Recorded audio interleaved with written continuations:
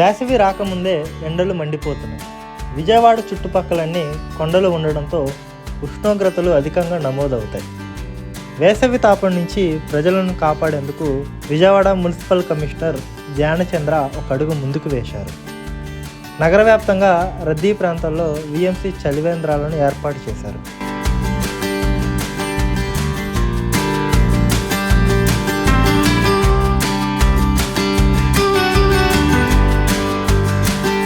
బయటకు వచ్చిన తర్వాత మంచి నీళ్ళు అందుబాటులో ఉంటున్నాయా? కమిషనర్ ధ్యానచంద్ర గారు, మనకి మున్సిపల్ కమిషనర్. థ్యాంక్స్ కమిషనర్ గారు. ఓకే, అన్ని సెంటర్లో బాగా పెట్టారు. నేను ఒక ఆర్టిస్ట్ డ్రైవర్ని. మేమందరం అన్ని చోట్ల పట్టుకుంటున్నాం. చాలా చాలా బాగుంది, చాలా ఇదిగా ఉంది. అసలు దీంట్లో సమస్య లేదు. కమిషనర్ గారికి ఈ రంజాన్ పండుగకి శుభాకాంక్షలు, ఆయనకు ఒక నమస్కారాలు. పోయిన నుంచి 2-3 వారాలు 3 వారాలు అవుతుంది. అయితే ఇప్పుడు ఈ 3 వారాలుగా ఇక్కడ పెట్టడం ఈ రోజుకి ఎన్ని క్యాన్లు అవుతున్నాయి? 15 క్యాన్లు అవుతున్నాయి. అందరూ వచ్చి తాగి వెళ్తున్నారు. మామూలు నీళ్ళ, కూలింగ్ నీళ్ళ? కూలింగ్ నీళ్ళే. కూలింగ్ నీళ్ళే. ఓకే, కూలింగ్ నీళ్ళనే బాటిల్ ఎత్తుకుని తాగుతున్నారు. అదేలే, 15 చాలతలేదండి. ఇంకొక 5 పడతాయి. 20 క్యాన్లు మాకు క్యారెట్ బట్టే పుణ్యాత్తుడని అందరూ అనుకుంటున్నారు. కమిషనర్ గారి మీద అందరూ వచ్చి ఏమంటున్నారు? నీళ్ళు బాగా పెట్టారు, బాగా జరుగుతుందని అంటున్నారు. అంతే, ఏట వాళ్ళే కొద్దిగా బాటిల్ తీసుకొని వెళ్తున్నారు. అంతే తప్ప ఏం లేదు.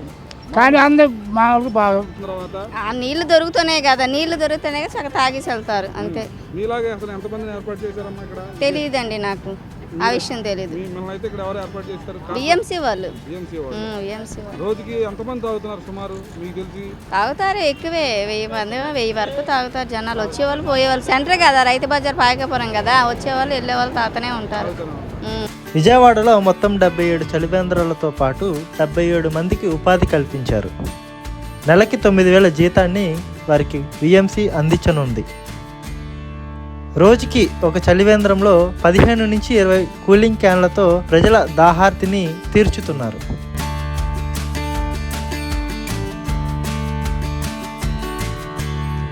బెజవాడ అంటే బ్లేజ్వాడ. ఎందుకంటే విజయవాడలో ఎక్కడ చూసినా కొండలే ఉంటాయి.